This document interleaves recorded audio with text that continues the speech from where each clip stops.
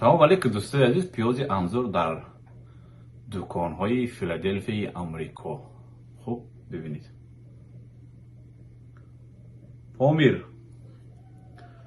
پامیر انزور اونیون پیوزی انزور در دکان آمریکا.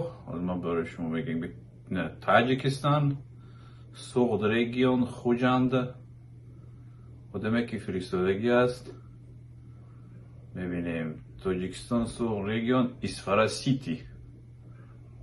آفرین به برادران دوستای گرامی که برای مردمی تاجیکی که در آمریکا زندگی میکنند، البته طلباتش زیاد است.